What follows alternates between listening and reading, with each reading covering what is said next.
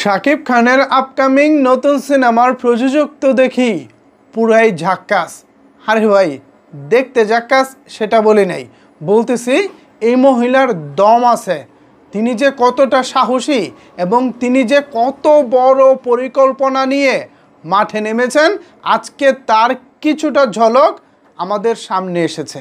কি করেছেন এই প্রযোজক, শাকিব খানকে নিয়ে তার পরিকল্পনা আসলে কি, চলেন বিস্তারিত আলোচনা করি আজকের এই ভিডিওতে। আপনাদের সাথে রয়েছি আমি ওয়াসিম। ভিউয়ার্স, আমাদের বাংলাদেশের বাংলা চলচ্চিত্রে এই মুহূর্তে প্রধানতম শত্রু হচ্ছে পাইরেসি। যে কোনো ভালো সিনেমা যখনই দুর্দান্ত ব্যবসা করতে থাকে, ঠিক তখনই কে বা কারা পাইরেসি করে সিনেমাটার এক কথায় 12টা বাজিয়ে দেয়। তো এভাবে যদি সিনেমার 12টা বাজিয়ে দেওয়া হয়, তাহলে তো আর সিনেমা ইন্ডাস্ট্রিতে নতুন কেউ লোক নিয়োগ করবে না, এই সিনেমা ইন্ডাস্ট্রি নিয়ে নতুন করে কেউ ভাববেও না। এছাড়া এত বড় বাজেটের সিনেমা বানিয়ে প্রযোজকরা টাকা তুলবেন কোত্থেকে? এই যে একটা নানা রকমের একটা সমস্যা বা নানা রকমের সীমাবদ্ধতা, এই সীমাবদ্ধতা থেকে পার হওয়ার জন্য, এই সীমাবদ্ধতাকে ওভারকাম করার জন্য শাকিব খানের আপকামিং নতুন সিনেমা ওয়ান্স আপন এ টাইম এর প্রযোজক আজকে দারুণ একটি পদক্ষেপ নিয়েছেন। এই পদক্ষেপের ফলে তিনি যে কতটা জোশ, কতটা সাহসী এবং কতটা নিজের প্রতি কনফিডেন্স আছেন, সেটাই তিনি আজকে আমাদের সামনে দেখিয়েছেন।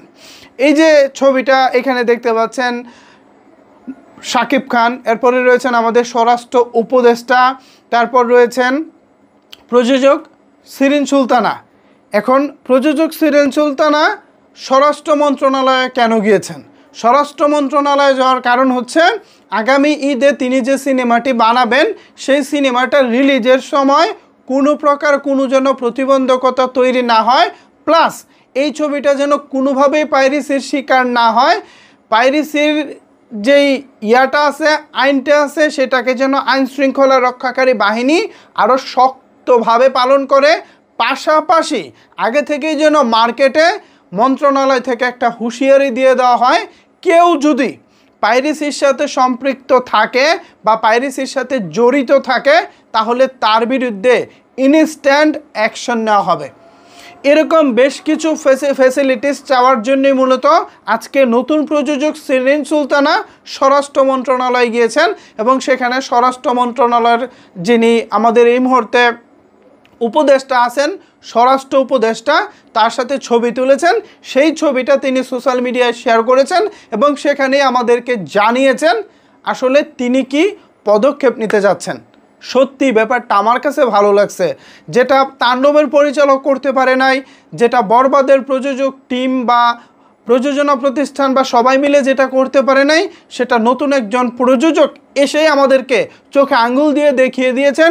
ইচ্ছা থাকলে উপায় হয় এবং ইচ্ছা থাকলেই সেটা করা যায়। Well done madam Shirin Sultana, well ডান।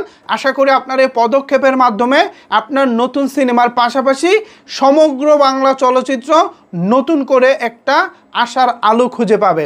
তো ভিউয়ার্স, এই যে এক কথায় জোশ একটি কাজ করেছেন বরবাদ না, ইনফ্যাক্ট শাকিব খানের আপকামিং নতুন সিনেমার প্রযোজক। তো এই বিষয়টিকে আপনারা কিভাবে দেখছেন জানিয়ে দিন আপনার মন্তব্য নিচের কমেন্টস বক্সে। ধন্যবাদ সবাইকে এতক্ষণ আমার সাথে থাকার জন্য।